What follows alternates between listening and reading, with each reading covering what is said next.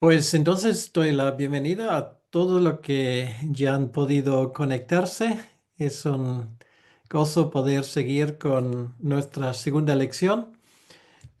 Hoy vamos a terminar el capítulo uno y empezamos con el capítulo 2, aunque posiblemente no vamos a terminarlo del todo.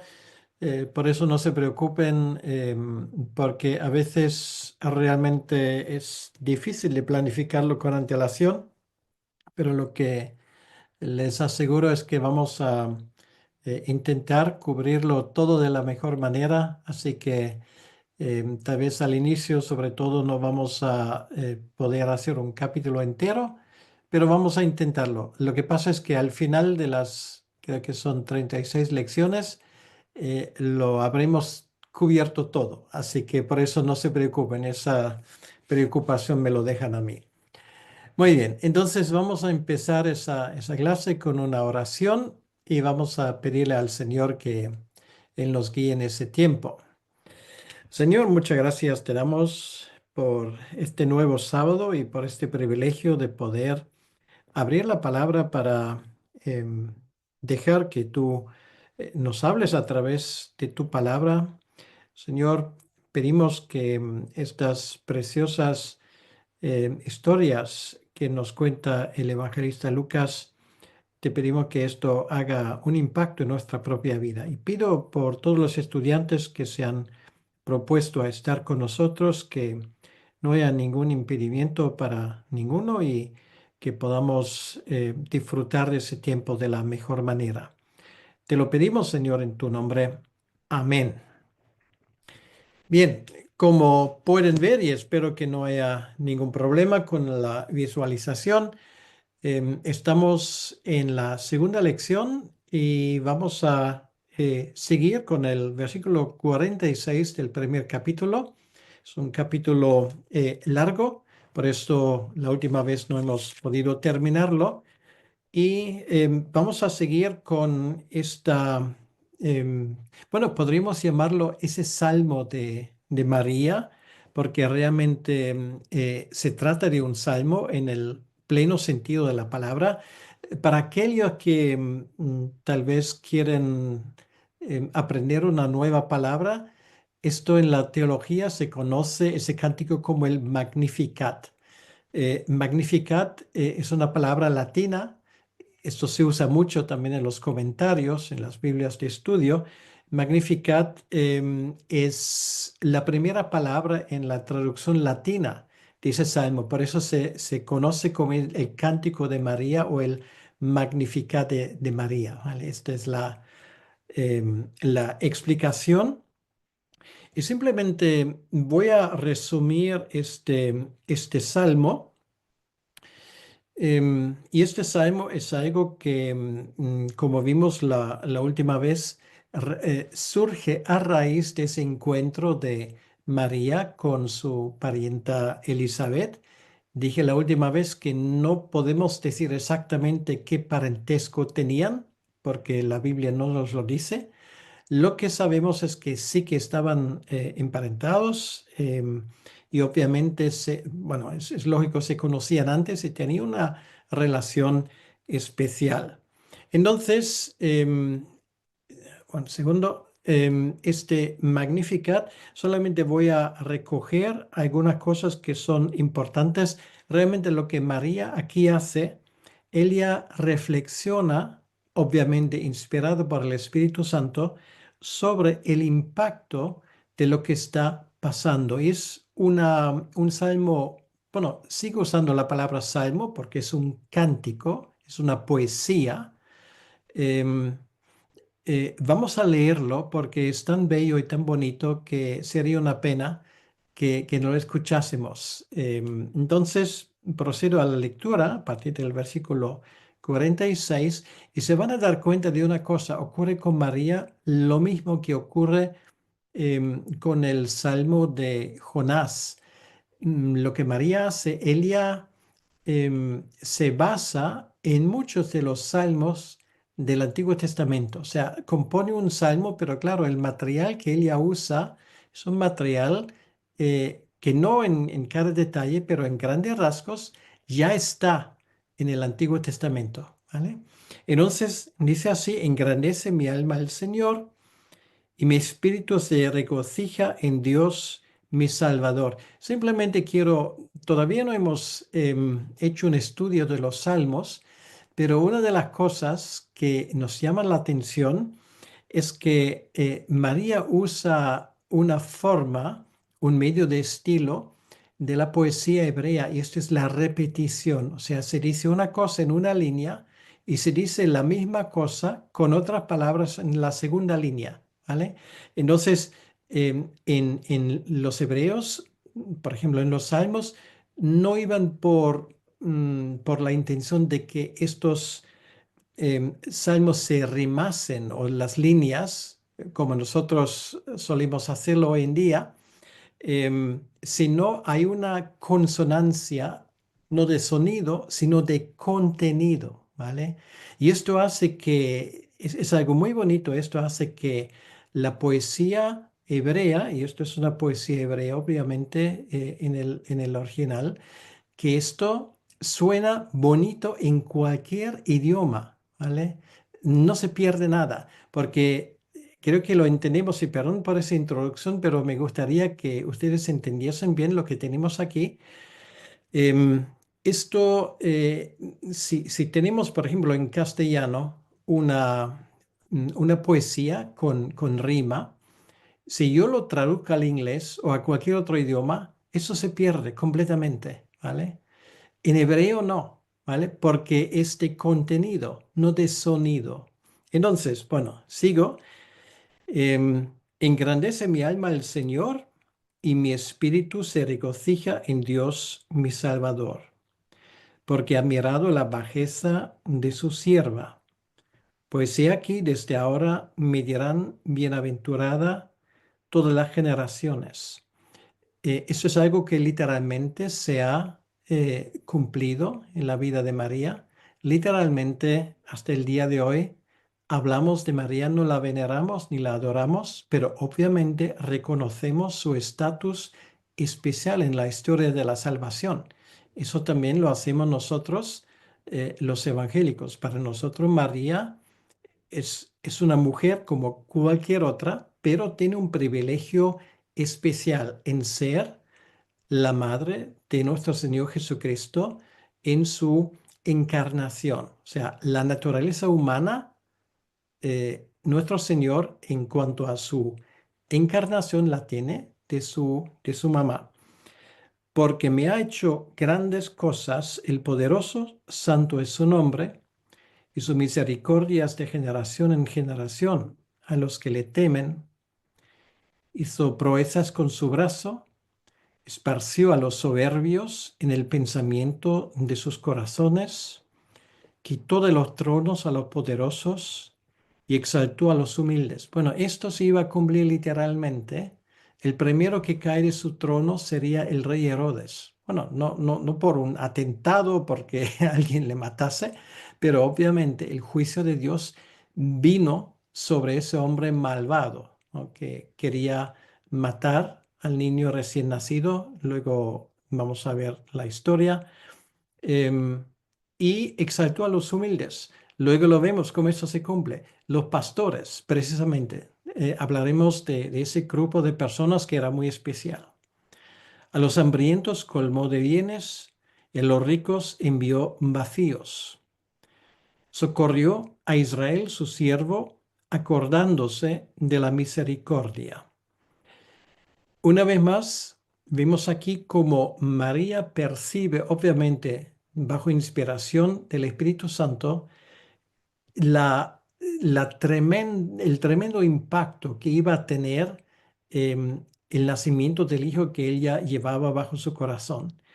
¿Por qué? Porque esto iba a cumplir las promesas que Dios había hecho a su pueblo ya hace mucho tiempo. Y esto lo dice en el versículo 55, de la cual habló a nuestros padres para con Abraham y su descendencia para siempre.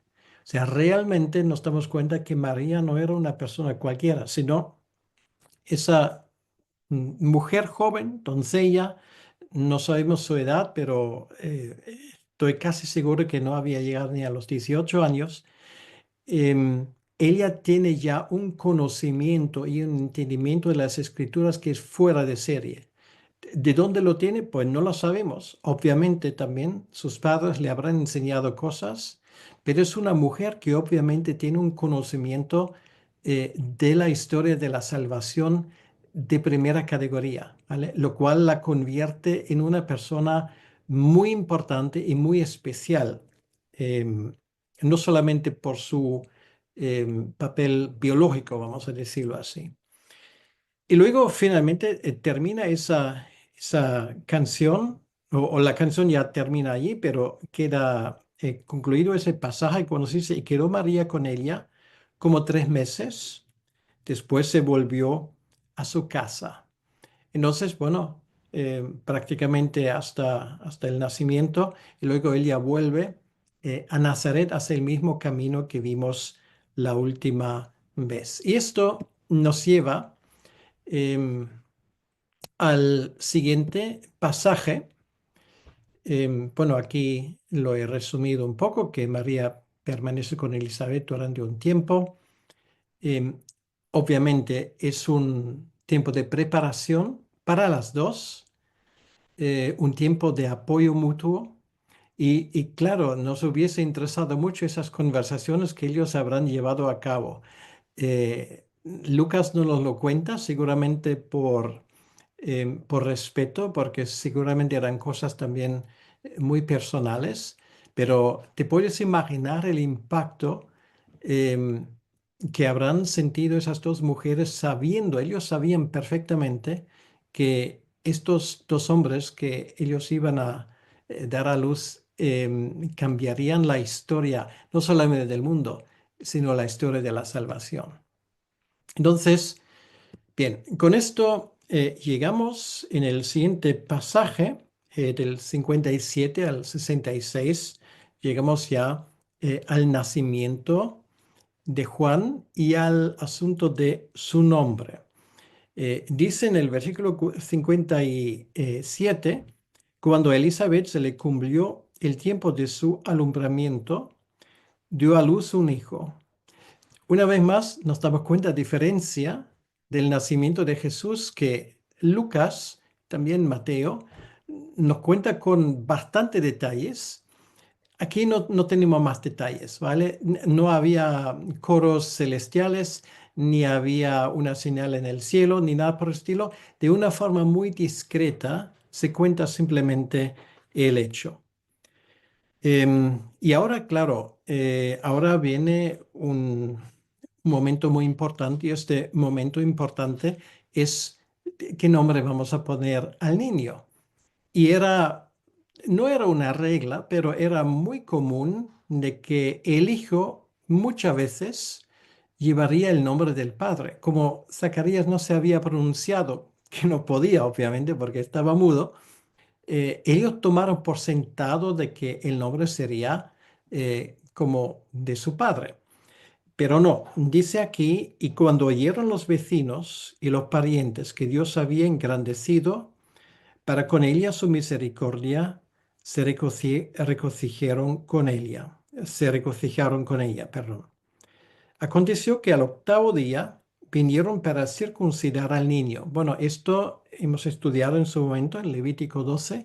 Esto era mandado por la ley, la circuncisión como señal del pacto. Y esto ocurre el día octavo. Ocurre normalmente en el templo. Bueno, con esto no hay ningún problema porque Elizabeth y Zacarías están cerca. Además era su lugar de trabajo. Y le llamaban con el nombre de su padre Zacarías. Lo lógico, lo normal. Pero respondiendo su madre, dijo, no, se llamará Juan. Obviamente, ¿cómo lo sabía Elizabeth? Bueno, obviamente ella se comunica con su esposo, no por voz, porque él no puede hablar en ese momento, pero como vemos, luego había un artilugio. Si alguien cree que los tablets se inventaron en el siglo XXI, Bueno, había tablets hace 2000 años, pero de una tecnología mucho más básica. Eran como tablas cubiertos de cera, ¿vale? Entonces, con un palito normalmente era de metal, para aquellos que podían permitírselo porque era más caro, o simplemente un palito de madera, tú podías escribir en la cera. Y esto era legible, ¿vale? Y luego simplemente lo borras otra vez, ¿vale? Cuando calientas un poco la cera, se queda en nada. Entonces era una forma que existió en aquel entonces para aquellos que sabían leer y escribir. Entonces, dice el versículo 60 que se llamará Juan. Le dijeron, ¿por qué no hay nadie en tu parentela que se llame con ese nombre? Una vez Juan la forma hebrea es Yohanan o Yohanan, y esto significa Yahvé es misericordioso, ¿vale? Entonces, un nombre obviamente muy apropiado. Entonces preguntaron por señas a su padre cómo le quería llamar y pidiendo una tablilla, ahí lo tenemos, escribió diciendo Juan es su nombre. Bien, bueno, esto era la primera sorpresa. La segunda es que en ese momento, cuando Zacarías acaba de terminar la última letra, se dio cuenta que recupera la voz, ¿vale? Fue exactamente como el ángel Gabriel había anunciado. Al momento, dice el texto, fue abierta su boca y suelta su lengua y habló bendiciendo a Dios. O sea, lo primero no es, ay, qué feliz estoy que puedo volver a hablar o alguna cosa así, sino lo primero que se le ocurre es alabar a Dios. Entonces, los que observan esto, obviamente se quedan atónitos porque se dan cuenta, aquí está pasando algo que realmente era fuera de lo normal. Se llenaron, dice el versículo 65, em, se llenaron em, de temor todos sus vecinos y en todas las montañas de Judea se divulgaron todas estas cosas. Ya hemos visto las montañas de Judea, es la zona alrededor de Jerusalén, y esto se divulga la noticia. Entonces, lo que había pasado con Zacarías es una forma donde Dios, de una forma visible, palpable, demostrable, interviene. Entonces, una vez más, estas cosas no se inventan, ¿vale? Porque había testigos. Si Lucas aquí hubiese mentido de alguna manera, pues esto se sabría enseguida, ¿vale? Entonces sería simplemente una historia inventada más, em, pero queda evidente de que aquí Dios había actuado. Entonces, aparte de tener temor, dicen, ¿quién pues será este niño? Y la mano del Señor estaba con él. O sea, está reducido al máximo. Se preguntan, bueno, ¿y Dios qué plan tendrá con este Juan? Y cuando dice el Señor estaba con él, es simple un resumen al máximo de decir que se notaba que Dios estaba bendiciendo la familia y este niño de forma especial. Dios muestra aquí su providencia para con ellos. Bien, entonces esto nos lleva al final del capítulo y aquí viene otro salmo. Es un salmo, en este caso es de Zacarías, y esto demuestra, tanto el primer salmo como el segundo salmo, que obviamente Lucas tenía acceso privilegiado a esa familia. Dije la última vez que en el prólogo de Lucas nos damos cuenta cómo él había investigado detenidamente y con exactitud estas cosas.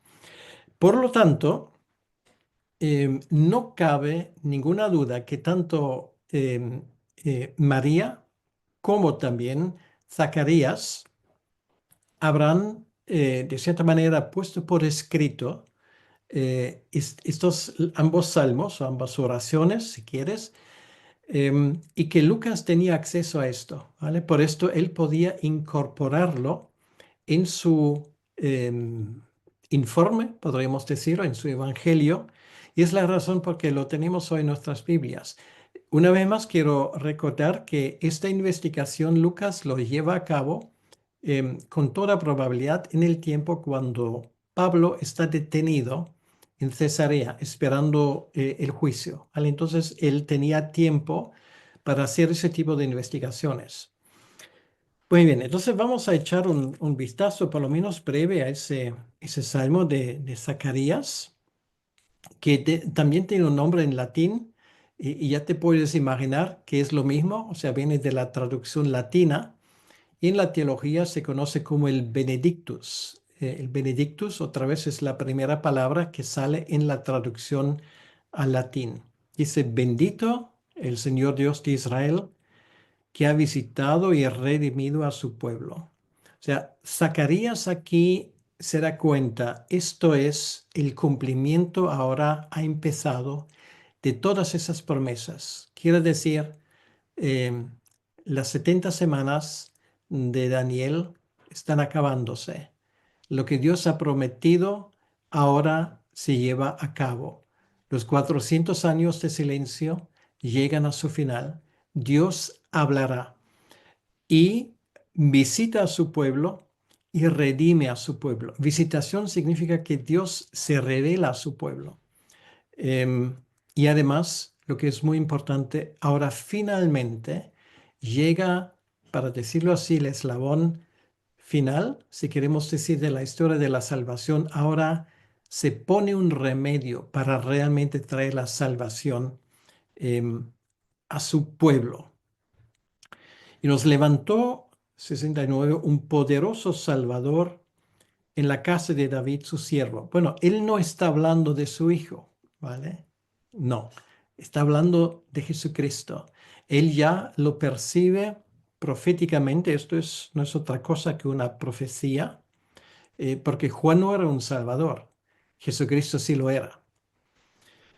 Y además dice que esto se cumple tal y como estaba previsto. Es la casa de David que ahora juega un papel fundamental. Y luego dice, bueno, esto se anunció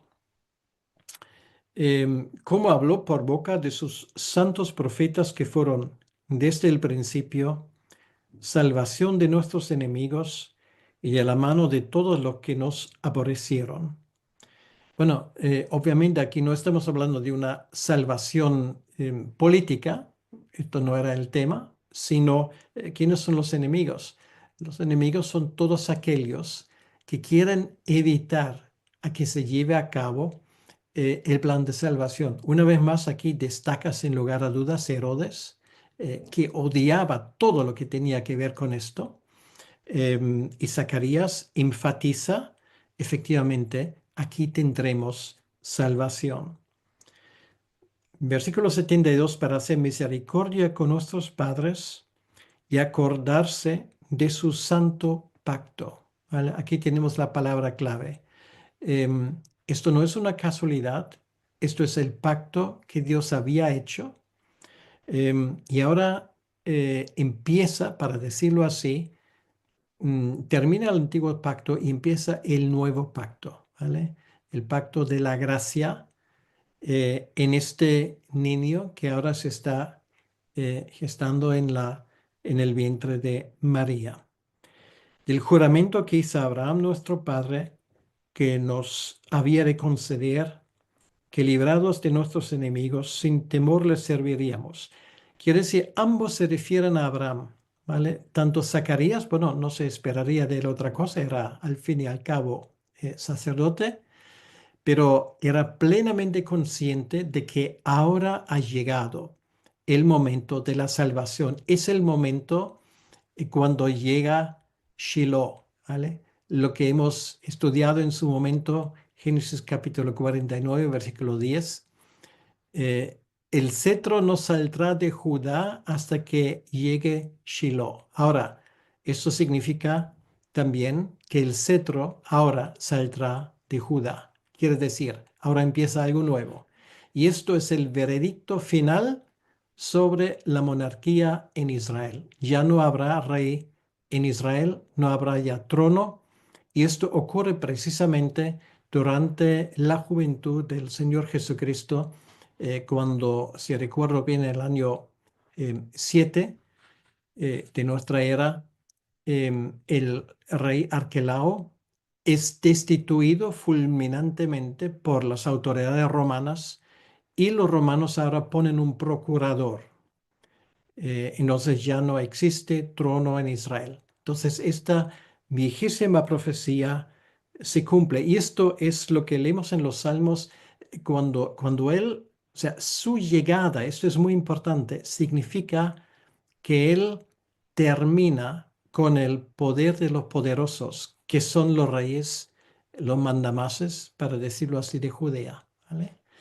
Entonces, versículo 75, en santidad le serviremos y en justicia delante de él todos nuestros días, y tú, niño, profeta del Altísimo, serás llamado.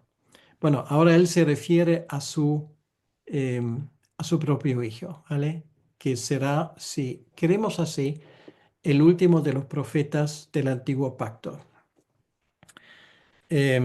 Porque irás delante de la presencia del Señor para preparar sus caminos. Es una referencia a Malaquías 3.1, y esa referencia a Malaquías 3.1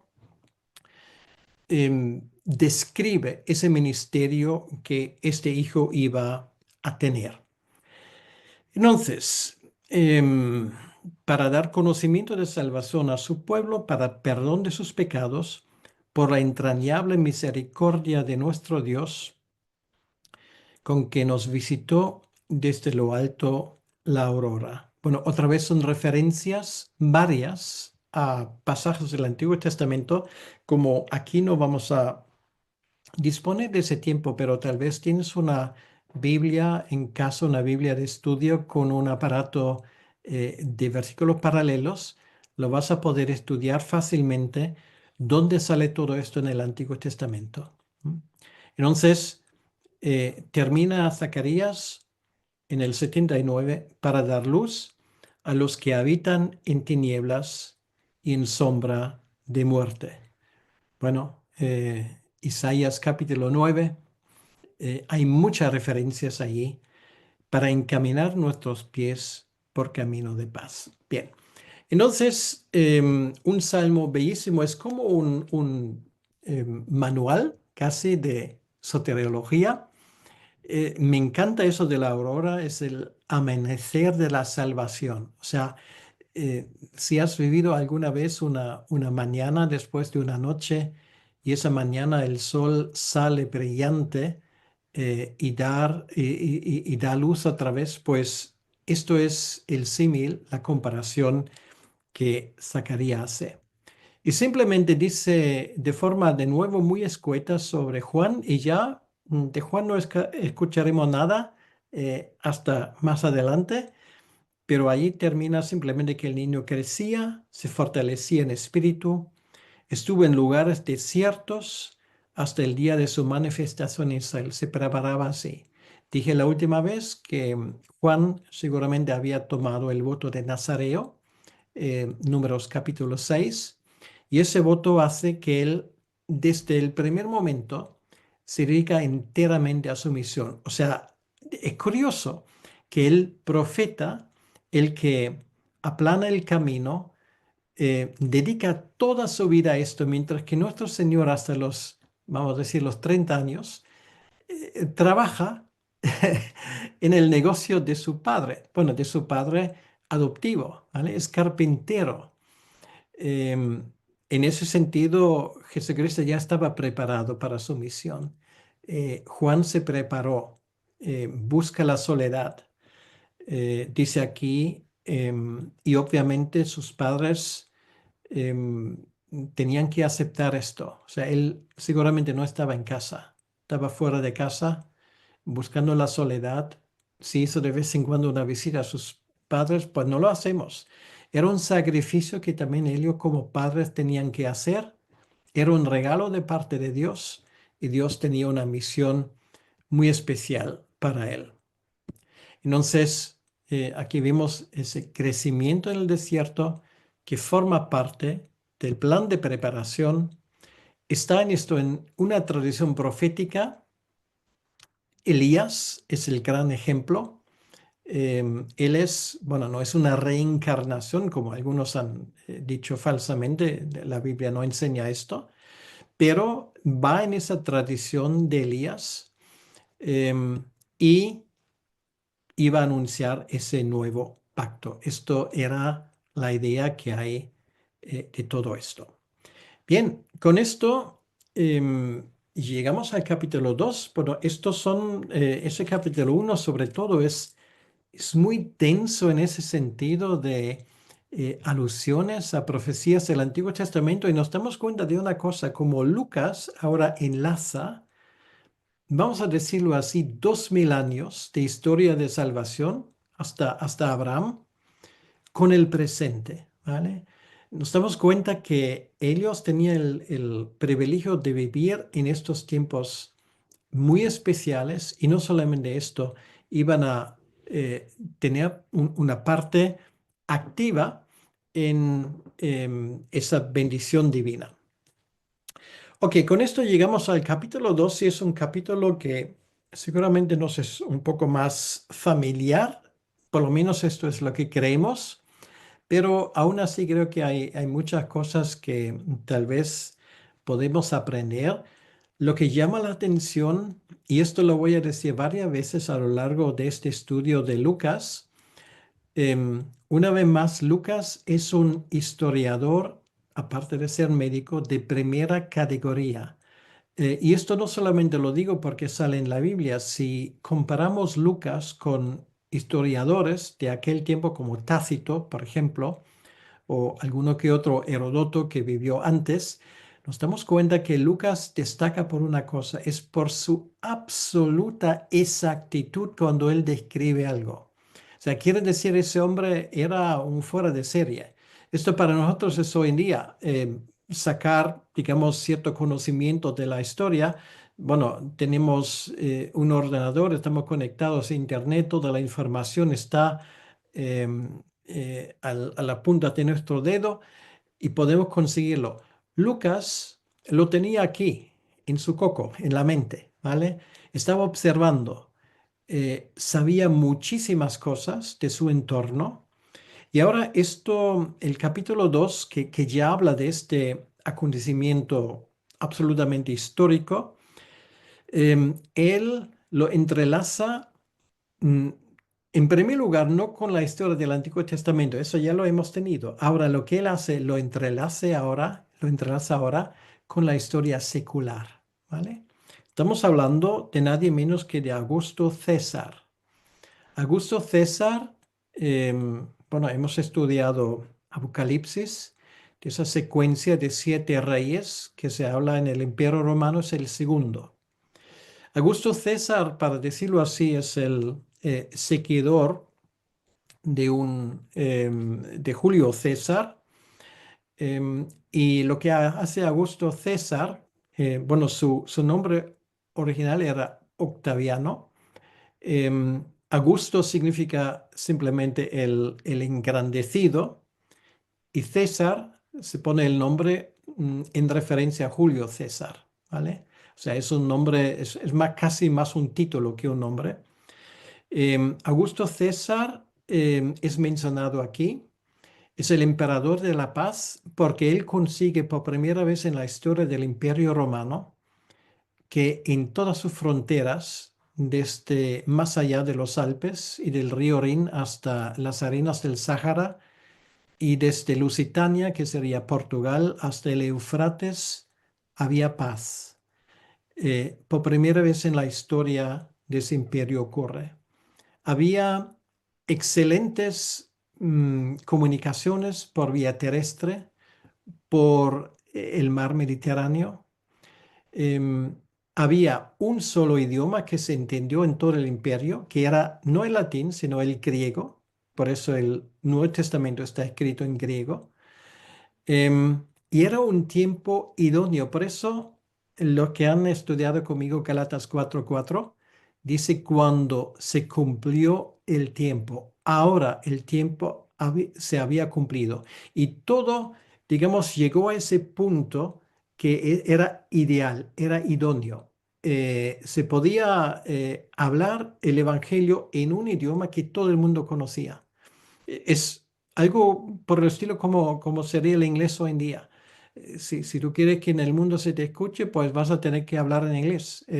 Las cosas como son. Entonces dice, aconteció en aquellos días que se promulgó un edicto de parte de Augusto César que todo el mundo fuese empadronado. Bueno, una vez más aquí vemos todo el mundo, claro, no los incas o los aztecas o los germanos o vete tú a saber los chinos, sino todo el mundo en el Imperio Romano, ¿vale? A esto se refiere. Y esto es simplemente, es un censo em, que tiene que ver con los impuestos. Entonces, em, aquí hablamos de que esto no es una cosa novedosa, de que hoy nuestro gobierno quiere saber cuando tú ganas lo que tienes para que puedan ponerte impuestos. Aquí estamos, de hecho, hablando de un impuesto sobre la propiedad.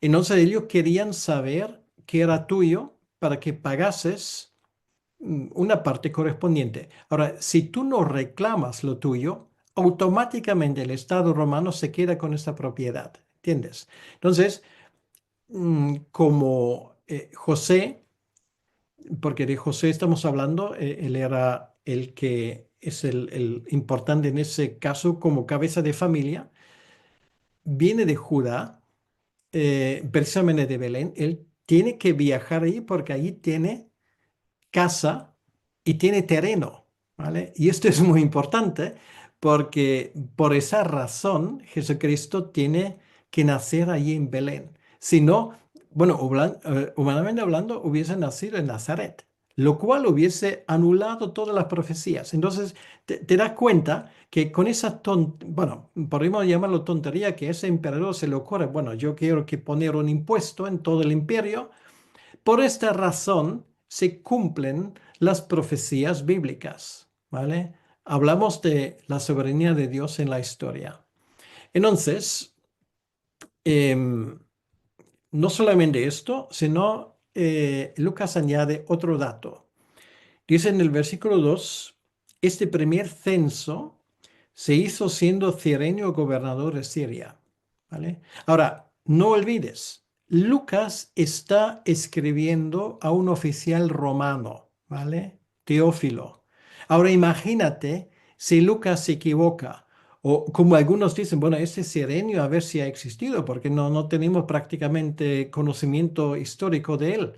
Ahora, si Lucas se lo saca de la manga, se lo inventa, el resto lo puedes echar a la basura, ¿vale? No sirve para nada. ¿Tú crees que este hombre hubiese leído hasta el final del capítulo 24, dándose cuenta que Lucas ya aquí comete un error? Y por eso es tan importante esas cosas, ¿vale? Tal vez dice, bueno, ¿y para qué me sirve esto? Bueno, ahora sabemos de la historia que Cirenio había, de hecho, había dos gobernadores en Siria, porque quiero explicar esto. Israel formaba parte de la provincia de Siria en aquel entonces. Era una provincia romana. Entonces había un gobernador militar y un gobernador civil. Y esto ha llevado a algunos, porque sabemos el gobernador civil, ¿vale? Su nombre, y era otro nombre. Ahora te voy a orar el nombre. Pero algunos habían dicho, aquí vemos que Lucas se ha equivocado, porque Cirenio no era, bueno, Cirenio era gobernador militar, ¿vale? Bien, entonces es llamado aquí y obviamente em, nos da un argumento muy poderoso en favor de la exactitud de Lucas en lo que escribe. O sea, aquí no solamente estamos hablando unos versículos de la Biblia. Eso es un documento histórico, ¿vale? Y esto es ese planteamiento que estoy dando, eh, te lo digo también para que cuando tú hablas con gente que nos dice, bueno, y la Biblia, a ver si esto es cierto, piénsalo, ¿vale? Piénsalo, por favor, piénsalo. O sea, alguien en su sano juicio se inventaría todo esto para quedar como un pelele en los ojos de un alto funcionario romano. Por favor, ¿vale? Eso no tiene ningún sentido. Pod- Lucas hubiese podido dejar esto fuera, ¿vale? Si lo hubiese querido, pero lo pone.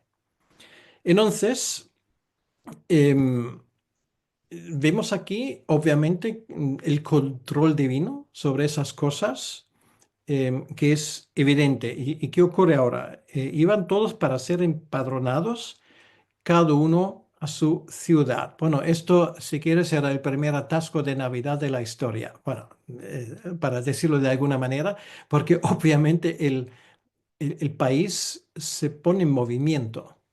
Eso está claro, porque quieren reclamar su propiedad, porque si no lo hacen, repercute automáticamente en manos em, del gobierno romano. Entonces, esto cumple esa vieja profecía de Miqueas 5:2 que todos conocemos y bueno, por la cercanía de la fiesta de la Navidad, seguramente lo han escuchado bastantes veces en estas últimas semanas. Esto nos cumple lo que pone en Miqueas 5:2 de una forma absolutamente impresionante, una profecía pronunciada 8 siglos anteriores. Pero tú, Belén Efrata, pequeña para estar en las familias de Judá, de ti me saldrá el que será Señor en Israel. Y allí está escrito desde hace siglos y ahora esto se va a cumplir. Nos demuestra la orquestación divina de todo ese asunto. Nos damos cuenta que acontecimientos históricos em, forman parte del telón de fondo de la historia sagrada. Y vemos también con qué precisión realmente se lleva a cabo todo esto. Em, Apoya, obviamente, es un argumento muy poderoso de la fiabilidad de las escrituras. Y nos demuestra una cosa más en cuanto a la humanidad de Jesús. Esto demuestra la realidad de que Jesús nació como un niño con una naturaleza 100% humana, siendo al mismo tiempo 100% Dios. Y además era del linaje de David. Entonces, esto tiene unas implicaciones muy importantes.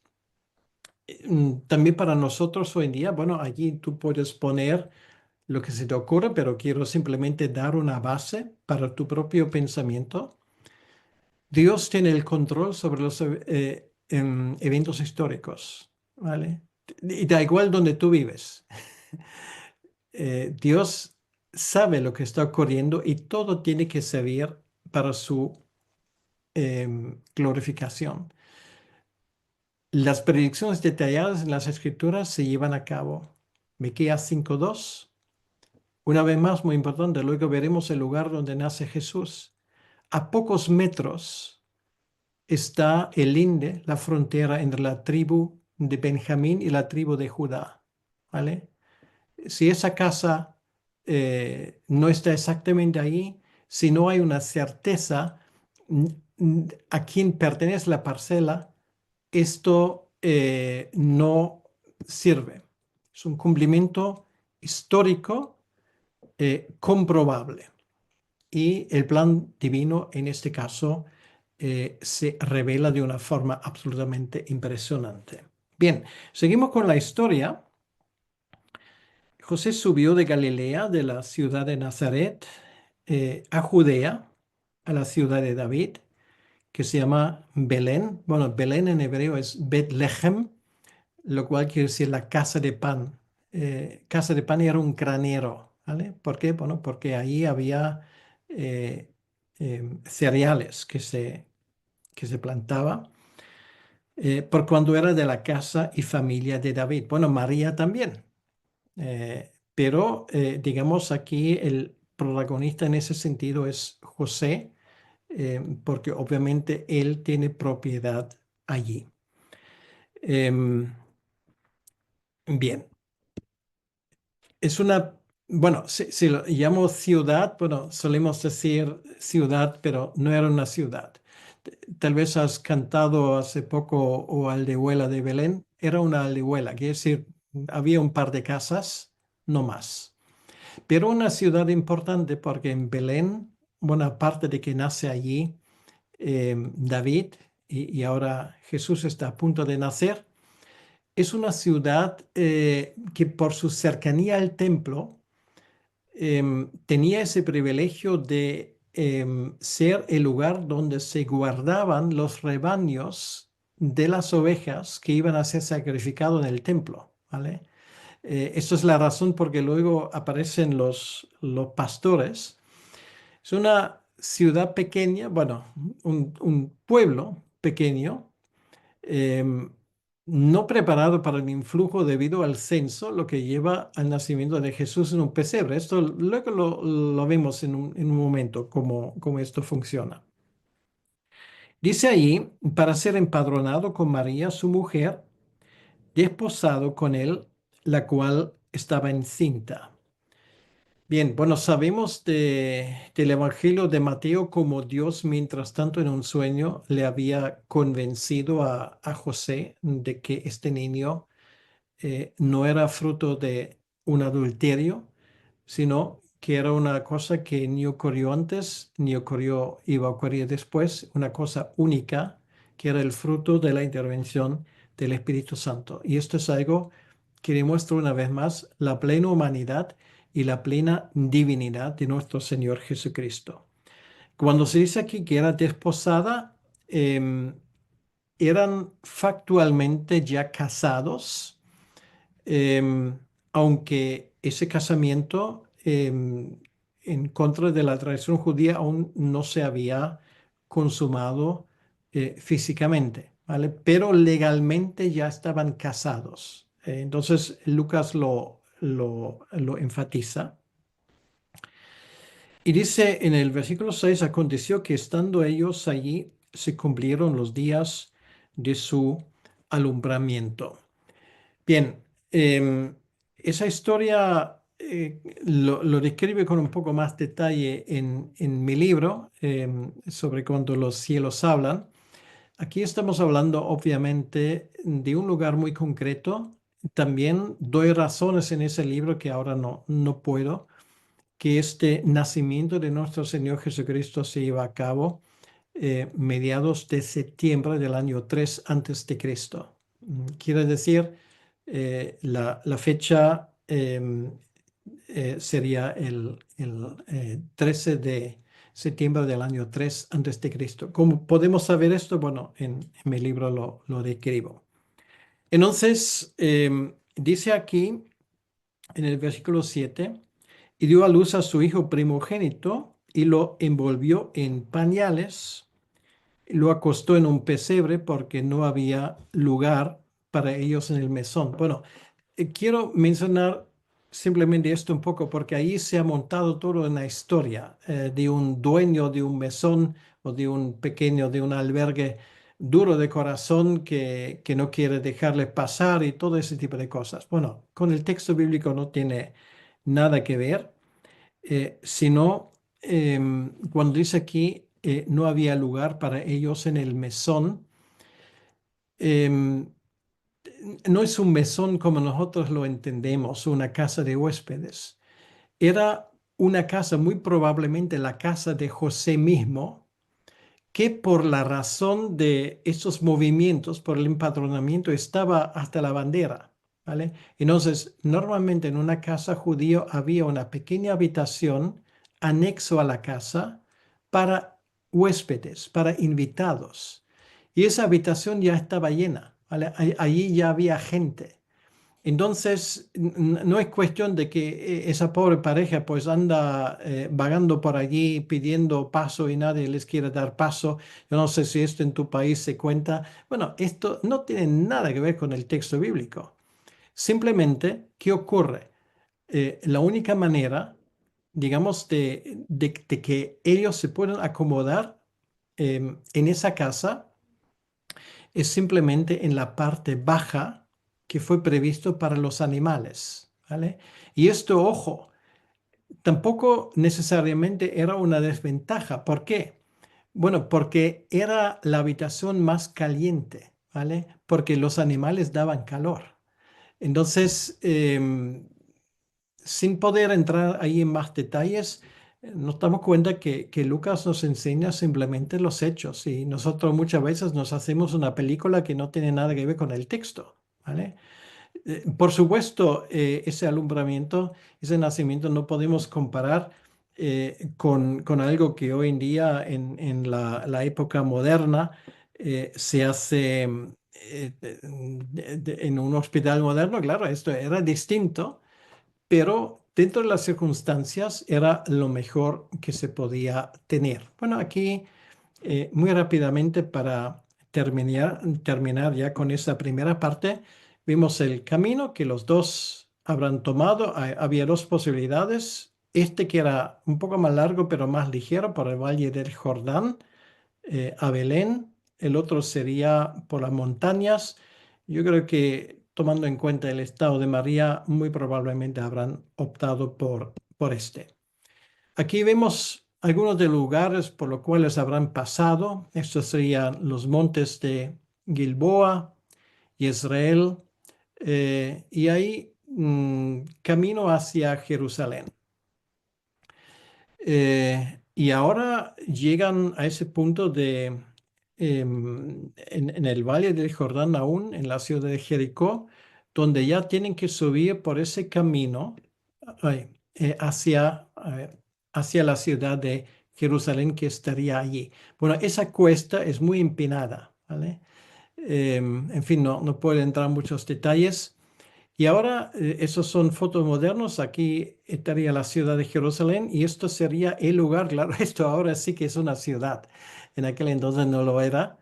El lugar donde hoy está la iglesia de la Natividad o de la Navidad, donde finalmente Jesús nacería. No podemos dar cuenta que esto, bueno, son realmente desde el templo como mucho 7 kilómetros. Aquí vemos los campos de los pastores. Esto es la ciudad de Belén actual. Y esto es la famosa iglesia de la Natividad. Es la iglesia más antigua del mundo que se ha quedado en pie hasta el día de hoy. La iglesia viene del siglo III. Se ha puesto en el lugar donde con toda probabilidad Jesucristo nació. Y este es el lugar exacto. Lo han preparado así, claro, cuando Jesús nació no había todo esto, pero esto era en conmemoración. Más bien era un sitio como este, ¿vale? Esto sería la parte baja de una casa donde estarían los animales. Y esto es el pesebre. Bueno, no es un pesebre de madera como nosotros lo imaginamos, era un pesebre de piedra. Esto era lo normal. Y aquí, bueno, esto sería una casa hebrea, ¿vale? Con su patio, su sala de estar, y ahí estaba la habitación para los huéspedes, ¿vale? Anexo. Y esto estaba ocupado, por eso allí no podían entrar.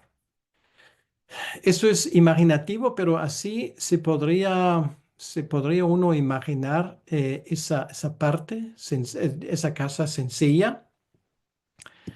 Em, Esos son lo que se ve hoy, los campos de los pastores, donde ellos guardaban sus rebaños. Em, Aquí, esos campos de los pastores están en esa parte de Belén. Esto es la iglesia de la Natividad. Bien. Em, bueno, hoy vamos a llegar hasta acá, ¿vale? Porque el tiempo ya se ha cumplido. Esto va bastante rápido. Pero ahora quiero aprovechar si ustedes tienen preguntas, que tienen ese tiempo de preguntas. Y la próxima vez vamos a terminar ese capítulo 2, pero he querido dar un poco em, de, de tiempo para ver ese relato del, del nacimiento de nuestro Señor Jesucristo, porque es importante para que entendamos estos hechos. Bien,